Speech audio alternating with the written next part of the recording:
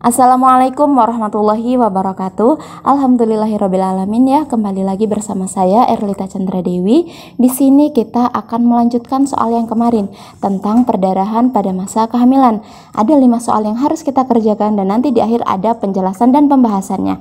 Oke, selamat menyaksikan. 9. Seorang perempuan berusia 25 tahun, hamil 3 bulan, datang ke rumah sakit mengeluh nyeri perut bagian bawah. Ia mengatakan keluar darah bercampur gumpalan dari vagina sejak tadi pagi. Hasil pemeriksaan keadaan umum baik. TTV dalam batas normal. Ada kontraksi dan nyeri tekan pada perut bagian bawah. Hasil inspekulo tampak serviks membuka dan terlihat jaringan pada serviks. Apakah diagnosa kasus ini? Ya, ketika ada pasien datang, kemudian hamil 3 bulan, masih hamil muda, trimester pertama, kemudian keluar darah bercampur gumpalan dari vagina. Kalau udah keluar bercak-bercak, kita kan sudah berpikir mengarahnya pasti ke abortus, ya kan? Tapi abortus apa? Ini di pilihan ada 4 abortus nih. Abortus iminen, incipient, incomplete, dan complete. Kita lihat kata kuncinya, mengeluarkan darah bercampur gumpalan dari vagina. Bercampur gumpalan ya. Ya, jadi kan belum semuanya. Jadi isinya adalah D, abortus incomplete. Nomor 10. Seorang perempuan berumur 20 tahun, G1P0A0, mengatakan hamil 8 bulan, datang ke PMB diantar suaminya dengan keluhan perut mulas dan keluar darah flek-flek dari vagina. Hasil pemeriksaan inspekulo belum ada pembukaan. Langkah awal yang harus dilakukan bidan adalah, ya sesuai dengan kewenangan kita, yang harus dilakukan seorang bidan ketika menemui kasus seperti ini adalah, ya benar sekali isinya E, istirahatlah baring atau bed rest. Soal ke-11. Seorang perempuan umur 22 tahun, G1P0A0, hamil 30 minggu, datang ke PMB mengeluh mengeluarkan gumpalan darah dari vagina sejak 3 jam yang lalu dan perut terasa mulas. Hasil anamnesa didapatkan tekanan darah 110/70, nadi 80, pernapasan 22, suhu 36,6 derajat Celcius.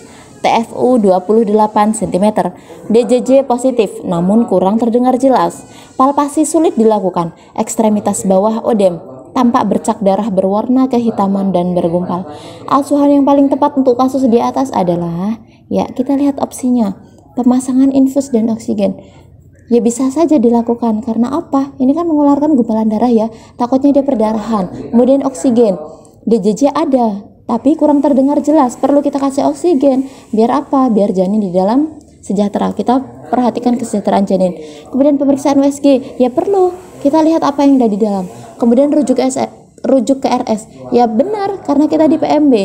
Kemudian bed rest di rumah, ya benar juga karena mengeluarkan gumpalan darah. Kemudian kolaborasi dengan SPOG, benar juga gitu. Jadi kalau kita ngeliat soal ke semua jawabannya benar, kita lihat titik poinnya. Asuhan yang paling tepat sebagai kita bidan di PMB adalah C, rujuk ke rumah sakit. Kenapa bukan A? Karena kan katanya tadi sebelum dilakukan rujukan kita harus melakukan stabilisasi kondisi umum ibu. Ini kan yang ditanya asuhan yang paling tepat. Kalau jawabannya A, itu pertanyaannya adalah langkah awal yang kita lakukan sebagai bidan, gitu ya. Jadi lihat titik poinnya, lihat pertanyaannya. Oke? Soal nomor 12. Seorang perempuan datang ke bidan mengatakan bahwa dirinya tengah hamil 3 bulan dan belum pernah memeriksakan kehamilannya. Ia datang dengan keluhan keluar bercak darah dari vagina, tidak disertai nyeri perut. Hasil anamnesis keluar jaringan utuh terbungkus selaput. TFU tidak teraba. Kemungkinan diagnosa untuk kasus ini adalah, ya sesuai namanya ya, keluar jaringan utuh berarti sudah lengkap atau komplit. Jadi jawabannya adalah B, abortus komplit.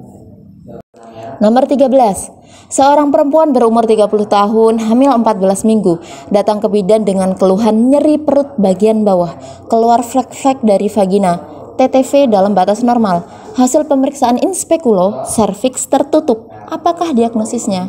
Ya, kita lihat titik poinnya adalah serviks tertutup. Jadi isinya adalah benar sekali C, abortus iminen. Ya, sudah selesai ya 13 soal. Mudah-mudahan kalian mengerti, dan di sini saya akan menjelaskan sedikit tentang abortus agar kalian tidak bingung bagaimana sih cara membedakan gitu. Sedangkan nama abortus tuh banyak. Ada imminent, incipient, complete, dan incomplete. Cara bedakannya, kalau kalian menemui sebuah soal, lihat titik poinnya. Kalau dia berbicara tentang serviks itu membuka atau menutup, itu pasti jawabannya imminent dan incipient. Kalau imminent itu serviksnya masih menutup. Kalau incipient serviksnya itu membuka. Kalau imminent itu kan dia masih bisa diselamatkan. Artinya masih abortus yang mengancam. Jadi biasanya kalau terjadi abortus imminent, ibunya tirah baring, diberikan obat penguat, dipantau kondisinya, insya Allah bisa membaik. Kalau incipient ini sedang berlangsung, biasanya serviksnya sudah membuka gitu ya, biasanya tidak bisa diselamatkan. Kemudian jika berbicara masalah jaringan sudah keluar semua atau sudah keluar sebagian, itu pasti jawabannya complete dan incomplete. Sesuai dengan namanya, complete berarti jaringan sudah keluar semua. Seperti tadi ya di soal nomor 12 itu kan sudah keluar seluruh jaringan, maka abortus komplit. Kalau masih keluar sebagian atau teraba jaringan pada saat pemeriksaan dalam, itu berarti incomplete. Kemudian bagaimana dengan abortus yang lainnya? Ada abortus spontan, yaitu yang terjadi tanpa intervensi medis, jadi terjadi begitu aja. Kemudian abortus kriminalis, itu pengguguran kehamilan tanpa alasan medis yang sah, kemudian dilakukan oleh orang yang tidak berwenang. Banyak ya kasusnya ya. Padahal kalau abortus kriminalis itu kan sudah diatur ya di undang-undang, dia bisa terjerat dengan Undang-Undang Kesehatan nomor 36. Ya, kemudian boleh dilakukan pengguguran kandungan yaitu dengan alasan medis yang sah. Apa aja itu? Biasanya kehamilan yang mengancam nyawa ibunya dengan kanker, ibunya dengan penyakit jantung dan lain sebagainya. Kemudian janinnya itu terdiagnosa mempunyai kelainan kongenital yang mayor, misal anencefali atau kelainan yang lain.